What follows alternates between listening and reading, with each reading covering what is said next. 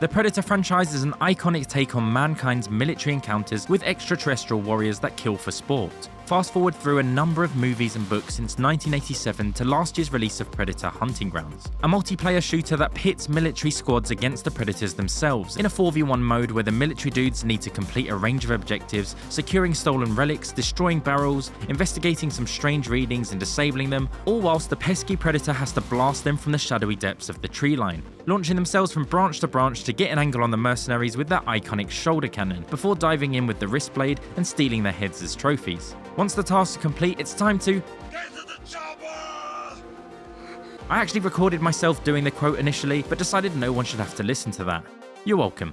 The other mode is more of a traditional team deathmatch, but with a twist, where players also get the chance to occasionally play as Predators themselves. The time to kill from mercenary to mercenary is high compared to most shooters, and Predators are relatively indestructible with solid offensive power too. Depending on what you're playing as, there's a mix of first and third person gameplay. This does separate the feel between playing the more traditional FPS style of the fire team, with snipers, assault rifles and shotguns etc, and the Predator that focuses more on the environment, with leaping mechanics, shoulder cannons and camouflage. The sounds and environments are reminiscent of what you'd expect from the movies, with an ambience that at times accurately reflects the anticipation you would feel not knowing when the Predator is about to strike. As for the customization elements, you get a decent amount of options. Actually not to start with, but you unlock loads of attachments and slots through play. The Steam page is the only place you'll find additional purchases through a number of DLC packs, so the in-game experience is left free of microtransaction menus or pop-ups. If you enjoy this video, please feel free to like, comment and subscribe. Growing the channel will allow us to spend more time on making more and better videos. Predator Hunting Grounds is an interesting game to try and dissect. At its core, the concept puts you in the shoes of either a Predator or a Marine.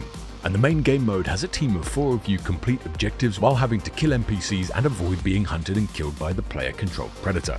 On paper, this is a winning formula, and something that fans of the Predator franchise or even PvP player hunt games like Dead by Daylight would be eager to sink their teeth into. Unfortunately, the execution of the whole thing leaves a lot to be desired, and despite the Steam reviews sitting somewhere in the 70s, both Nex and I thought this seemed a little high. To me, the gunplay feels impactless and weak, and the general game design and gameplay fall short of what could have been a really tense, edge-of-your-seat experience, one in which players have to work as a team or get picked off one by one. And don't get me wrong, the Predator adds a hell of a lot of tension through the clicking noises in the trees, the cloak, the insane melee combat damage, and the general movement speed as he moves around the map. But the game as a whole missed the mark for me, and to be honest, it feels like a quick capitalization on a successful IP, rather than a well thought out and polished product. And this feeling became even more so when I looked on the Steam page and saw that the DLC packs for a game that doesn't really feel that polished in the first place cost upwards of £70. On top of all this, graphically the game doesn't really look very good, and while it's not terrible, it was released in 2021 and already feels a little bit dated. However, one saving grace here is the audio, and because when combined with the Predator concept, it adds the tension that you see in the movies. The clicking, the footsteps, the shoulder cannon and the movement all come together to make you feel like you're being hunted. Sadly, the rest of the content here is really not that good. The missions are pretty straightforward: go here, do generic tasks, wait for generic tasks to complete and move on, all while killing and defending against NPCs.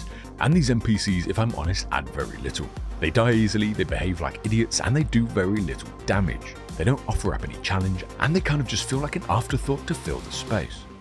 For me, the real winner in this entire game is the Marine-Predator interaction. But unfortunately, it seems like the decision was made to try and bolster the game around this main concept with NPCs, side quests, main missions and looting mechanics. And ultimately what happened is a lot of things done averagely, with nothing really done well. Despite the visuals not being all that impressive, the game doesn't feel particularly smooth to play either. This translates to the quality of the gunplay too, where very minimal feedback is provided when you hit enemies, and recoil was close to non-existent. The mercenary AI take it a step further in the wrong direction, truly lacking in the eye area. It feels like they just run towards you at a certain range, and then they stand still for you to pop them in the head.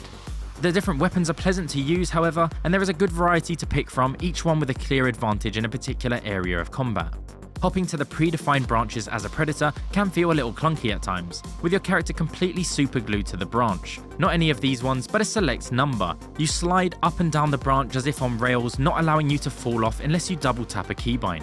A clunkiness that maybe lessens with practice, but wasn't an enjoyable enough experience for me to pick it often over the Mercenaries.